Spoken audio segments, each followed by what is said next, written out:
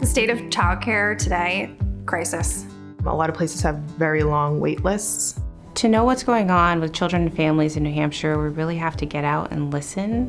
What does a horse say? Nay! Nay! Good job! I do feel that childcare needs to be taken more seriously. A lot of families can't work because they can't get childcare. About 6-7 years ago, we saw things before they were things. We saw that the workforce was going to dip down and it was going to be incredibly challenging. We were seeing trends in employment where we weren't getting as many qualified applicants. If we needed to leave this profession to afford to pay for our own childcare, there wouldn't be childcare for anybody else.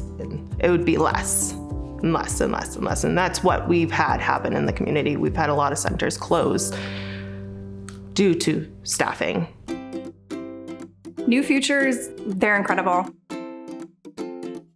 Looking at the state of New Hampshire and just all the individual silos that are around, they help bring those silos together. They connect people and really support the work that's already being done, not by doing the work for us, but just saying, yeah, we'll connect these dots and make it a little bit easier so that we aren't creating all these new systems. Childcare shortages, this crisis that we're experiencing in New Hampshire is multifaceted.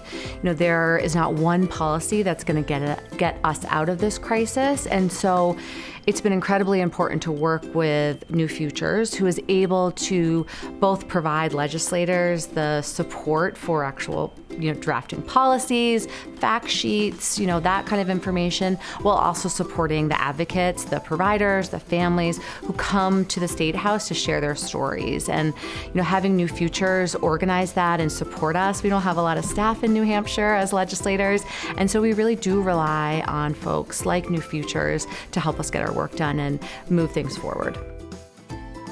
I think that one of the most unique things that we do is engage children and families and stakeholders in a different way, so that we're asking them not only what is the problem that you're facing. There can be so much stigma if you go up to one family and say, how come you can't work? How come your child isn't in childcare? It's putting the burden on the family to explain something that there may be a ton of stigma around.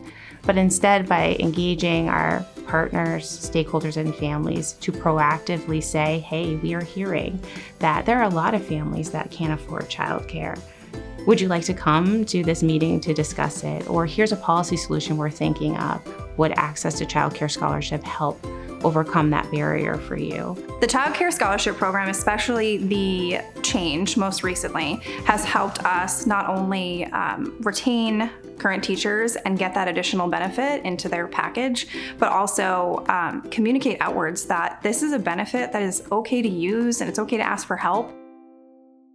In addition to the work we did in 2023 in the state budget, this past session in 2024, we were able to expand eligibility for the Child Care Scholarship even more and make it so that all child care workers were eligible for the scholarship. And we heard that that was a really important policy to help our providers retain their workers.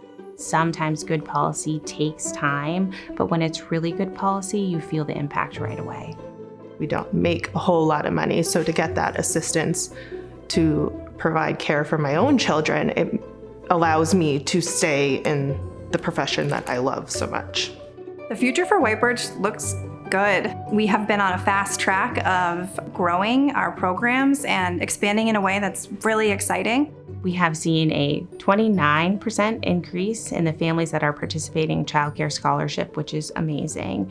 And we are also able to hear the stories from our child care centers, a lot of which are small businesses, that they are able to hire, keep classrooms open, and then retain a workforce, which opens up those slots for more working families in New Hampshire. We say we're the workforce behind the workforce, and that really shows that if children are in a safe and caring environment, then people are showing up and going to work. As a state, we still have gaps that are clearly identifiable, and there's work to be done to ensure that great policies like the policies for childcare cross the finish line. And that when they don't, that we explain that process and we don't give up.